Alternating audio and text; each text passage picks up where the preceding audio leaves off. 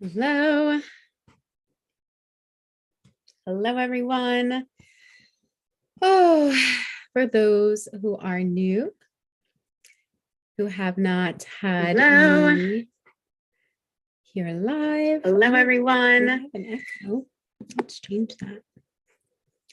This is my first YouTube live. So exciting. I am so glad to be here with you all today. For those who don't know me, perhaps this is your first time catching one of my videos. I am Dr. Toni, and I am a mom. I am a wife. I am a high achiever. I am many things. I am a success and satisfaction mentor, influencer, a person that is here to help bring more change to this world by redefining success, redefining balance, and challenging the status quo so that you and I, we all, leaders especially, entrepreneurs, achievers, working parents, so that we can enjoy our lives more, so we can feel more meaningfully successful, so we can actually experience greater satisfaction in our lives. It's one thing to know what X, Y, or Z is or should be as far as success and balance. It's a whole other thing to actually embody it, integrate it, and experience it in your life. And that is what I'm here to do, to teach, to inspire, and to demonstrate through the life that I live, through what I teach, and through all that I put out there. So I welcome you to the community. If you're new here, and if you're not new here, I welcome you back anyway, because I'm glad to share this space with you. I consider it a privilege to be able to be here with all of you. Time is invaluable. And when you choose to be here with me in any of these conversations to any extent, you are choosing to invest your time. And I know that that's an invaluable resource, and I greatly appreciate and respect that and honor that. So today, what I want to talk about is it's two sides of one coin.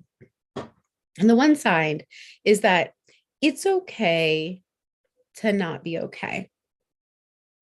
Many of us may have heard that statement before, is that it's okay to not be okay. As mental health stigma continues to have more and more conversations around it to help reduce that stigma, we hear it's okay to not be okay more and more often. And that's a true statement. It's one that I do believe, and it's one that I think we would all benefit from embracing more, that sometimes things are hard, they are chaotic, they are challenging, perhaps even traumatic. At the time of me doing this live, there is a war going on in Russia and Ukraine. We are coming kind of like out of the COVID era, so to speak, but we have still all been impacted in some way, shape, or form by COVID in the past few years. And then prior to that, there was a bunch of division around politics, especially in the US, and pieces of all of those things are and will probably continue to impact some or all of us in some capacity. And so it is okay to not be okay. However, there's another side to that coin, and that is that it's also okay to be more than okay, even when things do seem like they're challenging or chaotic, or there's a storm of brewing, or someone else is having a hard time with something and you're aware of it. It's okay to be more than okay. It really is. You don't need to feel bad or guilty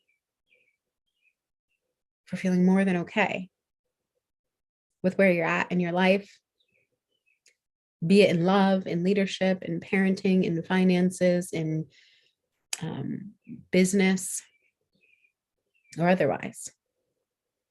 These are both important, especially for us leaders, achievers, working parents, and just heart-centered folks that are out there. This is such an important conversation to have. Because A, if it's not okay to not be okay, then what happens? Well, if it's not okay to not be okay, it means that we have to push down our feelings. We have to ignore our emotions. We have to trailblaze. We have to push through. We have to pretend. We have to put on a facade or a mask. We have to act Like all is well when it's not. And deny and invalidate and minimize our very real experience in life. And what I can tell you, as someone who has been a practicing psychotherapist for well over a decade at this point, and has also been providing a variety of other lifestyle leadership, love, and mentorship type of supports to a variety of individuals for years now, I can tell you that when we pretend that it's okay and we avoid, ignore, shut down, invalidate, or otherwise minimize our own emotional experience, we are creating a rift between our relationship with ourselves and ourselves, the relationship between you and you. And that does not work out well. It does not work out well because it doesn't just go away. We either get better and better and better at faking it, which makes us feel more disconnected, or we reach some kind of breaking point. We feel resentful, or we have a meltdown, or whatever the case is. But it does not turn out well because those emotional experiences that go unprocessed for an extended period of time, they get stored in the body. They get stuck, and then you feel stuck. And then you live feeling stuck, even though maybe you're doing a lot of things, doing everything you think you should or you're supposed to. And it doesn't feel good. It feels more like being trapped in your own life. It doesn't feel free and fulfilling. It feels void and disconnected and frustrated. Now, there are folks like myself who have had that experience and have, over the course of accepting support and doing the inner work and the outer work and doing all of these things in our own journey, we come to the other side and we're doing well. Like we're feeling well. And then guilt can come up of, oh my gosh, I'm feeling better. I'm feeling more sturdy. I'm feeling so incredibly successful and satisfied in my life and in my being, even though things aren't always going as planned all the time. Like I'm feeling good. I'm doing well. I'm proud of myself. And then a disaster or a catastrophe or a challenge or some other really difficult situation happens in the lives of someone else or those I see around me, or like some of the things that I mentioned earlier in this video around what's happening either nationwide or internationally. And then guilt can kick in. But I shouldn't be feeling good. How can I possibly feel good? How can I possibly be okay with myself or my life when other people are out there suffering? And then it's like we're bad. We're bad or wrong for feeling good or for being okay in the life that we've created. And so the catch-22, right? Well, why do anything to try to feel better if I'm just going to feel bad that I feel better? You can experience more freedom and fulfillment in your life. You can feel okay more and more often and more deeply in your life and still have compassion for other people, other people's challenges, other people's pains, traumas.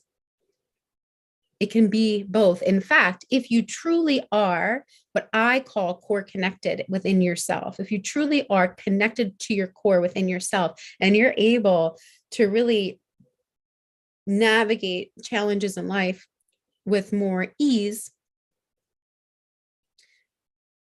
from a place of alignment with your core values,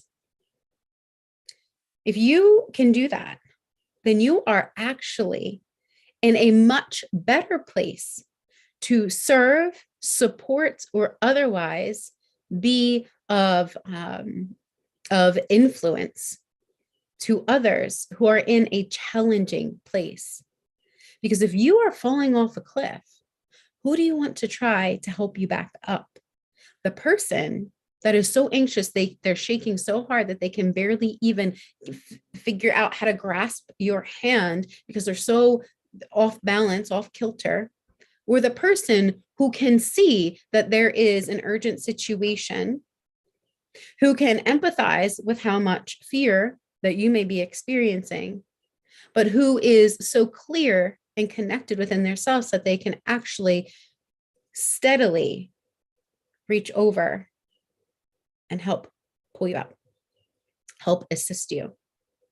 When we are sturdier within ourselves, when we're allowed to feel okay, even when others aren't, we are in a better position to support others. Now, we cannot do the work for everyone else. It doesn't work that way. But we're in a better position to either support, serve, or demonstrate, or model, or be a beacon for those that are in really challenging situations. We have access to more clarity. Our brain, quite literally, neurology supports this, neuroscience supports this. If our brain is in the place where our emotional brain has kind of gone into overdrive, then the logical prefrontal cortex, the reasoning part of aspects of our brain, they're not in the driver's seat. And so we are not able to be as clear and confident and as precise as we are when we are what I call core connected, when we are allowed to feel okay, to be okay, to experience steadiness or ease or connection, even when we are witnessing others not experiencing that. And so wherever you are at in that spectrum right now, whether you are in a place where it feels like it's not okay to not be okay, and you kind of have to wear a facade, or you are in the place where, but I've put in the work, I've done the inner work, the outer work, like I'm pleased with myself and my life, but I feel bad about it, or I feel guilty about it. Wherever you're at on that spectrum, and everyone can be in a different place, what I want you to know and hear is that you just have to accept where you're at in that spectrum before you can do anything about it. Okay? Accept that how you feel right now is okay. And then decide that you want to experience something different. If you fight with yourself, the internal conflict just grows, right? Now, more than ever, perhaps, it is so important for us leaders, achievers, entrepreneurs, working parents, to figure out, to find a way to connect internally with ourselves from a place of internal support, resourcing, resilience, inspiration, clarity, purpose, passion, connection to a higher power, or whatever that looks like for you. It is more important now, perhaps, than ever for us to do that so that we can show up within this world in the way that we desire to and that we are meant to, in a way that aligns with our purpose and our gifts and our passions in this world. Because when we do that, we are more powerful than we could ever comprehend. And so I hope you take this with you today in whatever way best serves you. As always, if you have any questions, comments, or contributions, I always welcome them. Please go ahead and feel free to leave them in the comment section below, or to share this link with whomever needs it. Please remember to like, subscribe, because what that does is it supports me to continue to support you and all those that I am here to support in this lifetime. All right, I hope you have an amazing day. Thanks for being with me.